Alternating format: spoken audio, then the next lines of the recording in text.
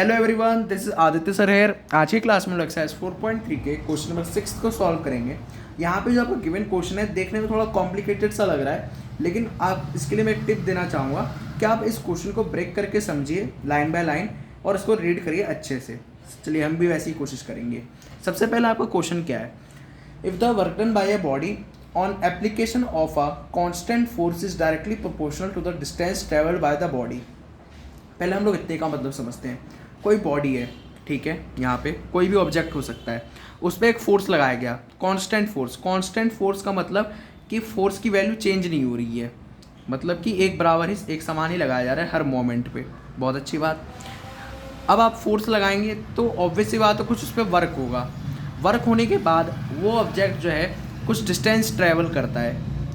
Distance travel करने का मतलब कि वो एक पोजीशन से दूसरी पोजीशन जाता है। वापस से रिपीट करता हूँ, कोई बॉडी है, कोई ऑब्जेक्ट हो सकता है, उस पर कैसा फोर्स लगाया गया? Constant force. ध्यान रखिएगा, फोर्स भी आपने अभी भी क्लास 9 में फिजिक्स में कई बार पढ़ा होगा। कांस्टेंट फोर्स, वेरिएबल फोर्स, तो कांस्टेंट है मतलब एक समान। फिर उस पर कुछ वर्क हुआ, वर्क होने की वजह से उसने कुछ डिस्टेंस ट्रैवल किया, ये इतना मीनिंग। उसके बाद है express this in the form of an equation in 2 variables and draw the graph of the same by taking the constant force as 5 units. इसमें आप एक चीज़ हमारे देख सकते हैं कि कांस्टेंट फोर्स हमें दे दिया है कितना? 5 यूनिट्स। 5 दे दिया, इसकी वैल्यू दे दी है जो यहाँ पे था। हमसे पूछा क्या गया? हमें इसका ग्राफ भी बनाना है और साथ में इसकी इक्वेशन भी बना के दिखानी है। ये हो गया। इसके बाद ये जो आगे का है ये हम लोग बाद में देखेंगे। वैसे आगे है also read from the graph of the work done when the distance travelled by the body is this and this. ये सब आगे की बात है, पहले हम इतना सॉल्व करते हैं। ध्यान से समझने की कोशिश करिएगा। इसमें सबसे मोस्ट इंपॉर्टेंट चीज़ क्या क्या है? एक तो वर्क डन, दूसरा कांस्टेंट फोर्स और तीसरा डिस्टेंस, कि उस बॉडी ने कितना डिस्टेंस ट्रैवल किया। मैं यहाँ पे इन सब चीज़ों को लेट कर लेता हूँ।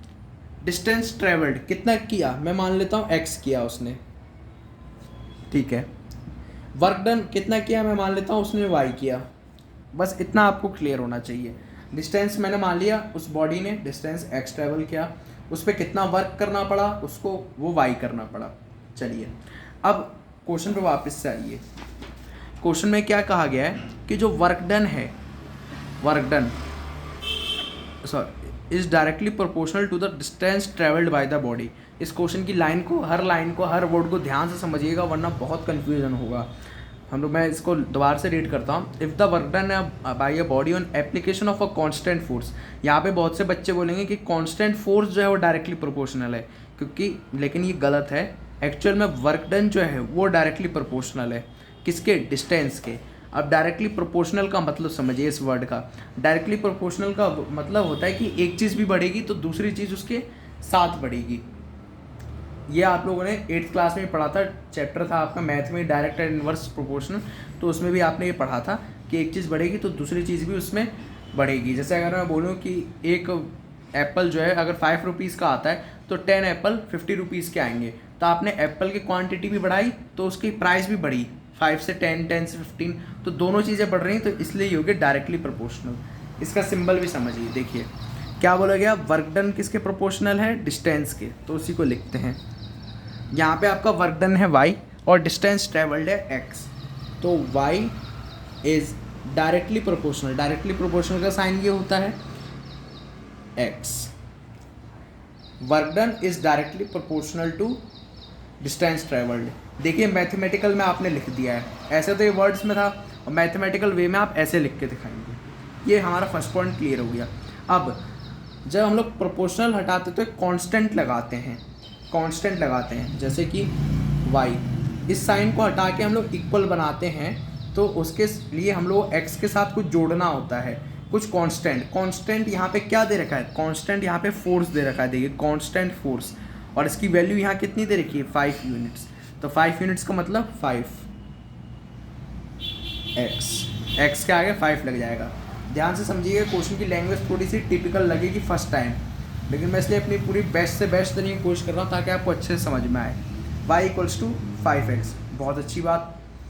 ये आपने इक्वेशन बना के दिखा दी। ये क्या है? लीनियर इक्वेशन इन 2 वेरिएबल, लेकिन अभी ये अपनी फॉर्म में नहीं है, एक्चुअल फॉर्म में जो होनी चाहिए। लीनियर इक्वेशन इन 2 वेरिएबल की फॉर्म क्या होती थी? ये देखिए ax + by + c = 0 होती थी, ठीक है। इसका मतलब क्या होता था कि किसी एक साइड में जीरो को लाना होता, तो कुछ नहीं करिए, वाई को इधर ले आइए, वाई को इधर साइड ले जाइए, तो क्या हो जाएगा 5x, वाई प्लस का उधर गया माइनस और इक्वल्स में 0, ठीक है। ये आपकी इक्वेशन आ गई, ये आपका फर्स्ट आंसर कंप्लीट हो गया।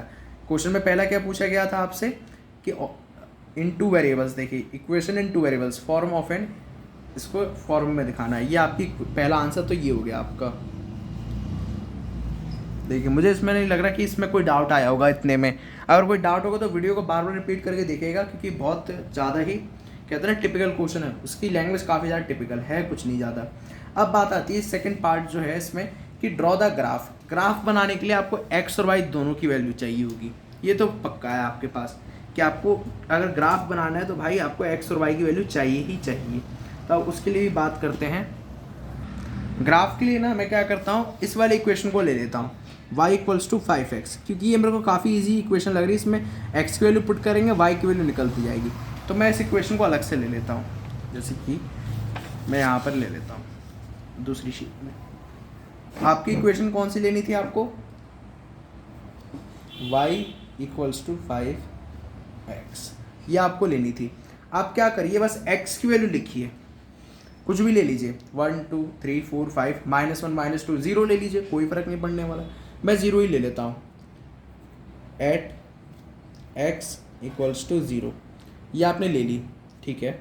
आप क्या करेंगे, y इक्वल्स टू 5x, मतलब 5 का मल्टीप्लाई x के साथ, तो 5 इंटू 0, तो y की वैल्यू क्या आ जाएगी, 5 0 से 0, पहली वैल्यू, बहुत अच्छी बात। इसके बाद एट x इक्वल्स टू, आप 1 ले लीजिए, कोई फ़र्क नहीं पड़ने वाला, ले लेते हैं, तो y इक्वल्स टू 5x, मतलब 5 इंटू प्लस 1, ठीक है। y इक्वल्स टू 5 1 जा 5, ये भी क्लियर हो गया, बहुत अच्छी बात। अब आप क्या लेंगे, इस बार ले लीजिए x की वैल्यू 2 ले लीजिए, या आप अपनी मर्ज़ी से लेंगे, या आपको इसमें ऐसा कुछ नहीं है कि आप प्लस की ही लेंगे, आप अपनी मर्ज़ी से -1 -2 10 कुछ भी ले सकते हैं, ये आपके ऊपर है। मैं ले लेता हूँ at x equals to 2, x की वैल्यू 2, तो y इक्वल्स टू 5 इंटू 2 हो जाएगा, ये चीज़ क्लियर हो गई। अब इसके बाद 5 इंटू 2 मतलब 10, चलिए 3 वैल्यूज सफिशेंट है, 3 वैल्यूज़ आपके लिए सफिशेंट है, इससे ज़्यादा की ज़रूरत भी नहीं है। 2 वैल्यूज़ भी सफिशेंट थी, लेकिन मैंने यहाँ पे 3 वैल्यूज़ तक निकाल दी हैं। अब इसको थोड़ा सा अच्छे से लिख लेते हैं ताकि हमें कन्फ्यूज़न ना हो, कैसे इसको लिखेंगे ये भी सीखते हैं। सबसे पहले एक छोटी सी टेबल बना लेता हूँ मैं, कैसे, x y, ये सब आपने कोऑर्डिनेट ज्योमेट्री में भी सीखा है, और इस वाले चैप्टर में भी आपने बहुत ज़्यादा सीखा है जब ग्राफ बनाने की बात होती थी। कुछ इस तरह से, ठीक है। अच्छा, पहले आपने x की वैल्यू क्या ली थी, देखिए यहाँ पर x की वैल्यू क्या ली थी आपने, पहले 0 ली थी, ठीक है। तो आप x वाली लाइन में पहले 0 पुट कर दीजिए, तो y की वैल्यू आपको भी 0 मिली थी, बहुत अच्छी बात। फिर आपने x की वैल्यू 1 ली, तो यहाँ 1 लिख दीजिए, तो y की वैल्यू क्या मिली थी 5, ये भी आपको क्लियर हो गया।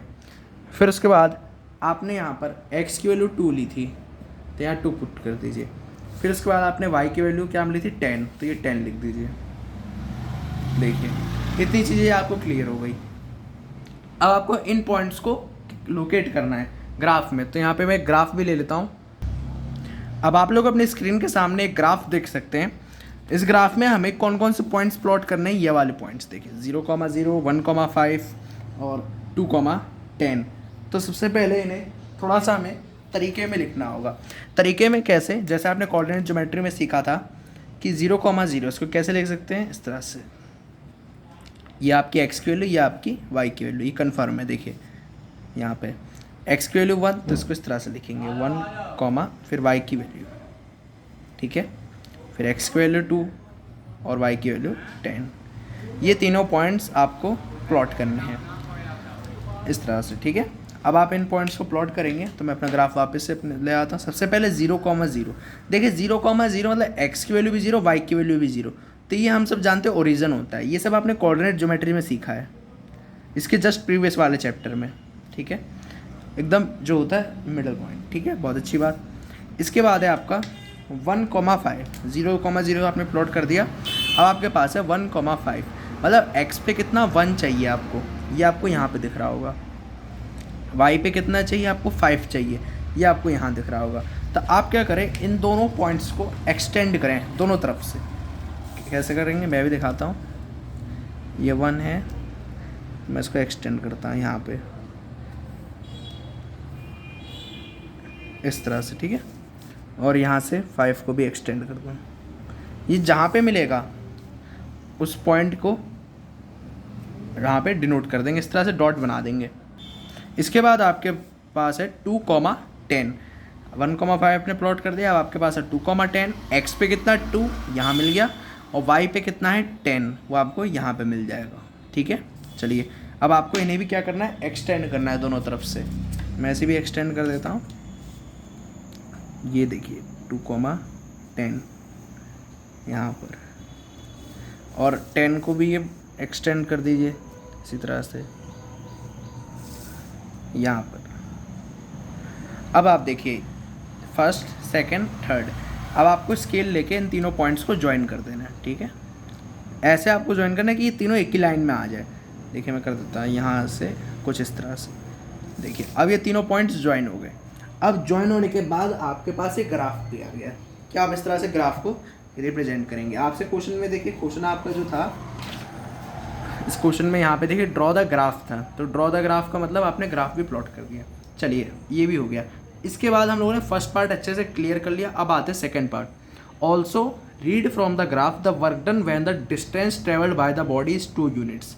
ध्यान से समझिए। अब आपसे क्या पूछा गया है, आपसे पूछा गया वर्क डन।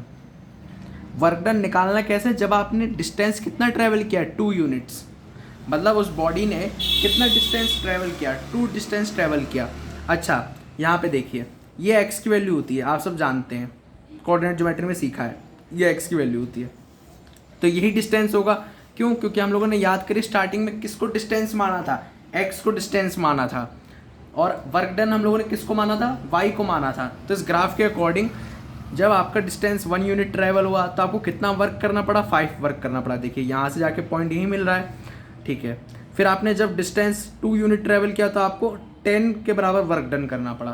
तो आपसे क्वेश्चन में भी यही पूछा गया है कि आपको कितना डिस्टेंस ट्रेवल करना, 2 यूनिट्स ट्रेवल करेंगे तो आपको क्या कितना वर्क डन करना पड़ेगा, 10 करना पड़ेगा। वो आप ग्राफ में देख के बताएंगे अपने, ठीक है ना, वो ग्राफ में देख के बताएंगे, जैसे कि मैंने यहाँ पे पहले ही बना दिया था, ठीक है। तो इससे आपको बताना पड़ेगा। अच्छा फिर दूसरा पार्ट क्या है, 0 यूनिट्स, मतलब जब आपने डिस्टेंस कितना चला, 0 चला, मतलब चला ही नहीं, पोजीशन चेंज ही नहीं की बॉडी की जब पोजीशन ही नहीं चेंज करी तो आपका पॉइंट कहाँ आ रहा था, यहीं आ रहा था 0,0। याद करिए, देखिए यहाँ पे देखिए, इससे पता चलेगा x की वैल्यू जब 0 थी तो y की वैल्यू भी 0 मिली थी, ठीक है।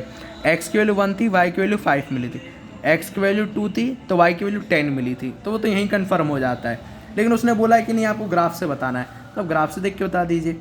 हो सकता है आपके एग्जाम में कुछ और बोल दें, आपके एग्जाम में बोल दे 0 यूनिट्स नहीं, जब उसने डिस्टेंस 3 ट्रैवल किया हो, कितना ट्रैवल किया हो, 3 किया हो, तब आप क्या करेंगे। देखिए अब आपके पास तो वो है नहीं, क्या कहते हैं, पॉइंट है नहीं, तो बस आप कुछ नहीं करेंगे, स्केल लेंगे और इस तरह से लाइन खींच देंगे, ड्रॉ कर देंगे यहाँ पर, और ये लाइन इस तरह से इसको एक्सटेंड कर देंगे और थोड़ा। यहाँ पे देखिए मैं इसको और एक्सटेंड कर दूँगा ऊपर तक, जहाँ तक ये जा सके, ठीक है।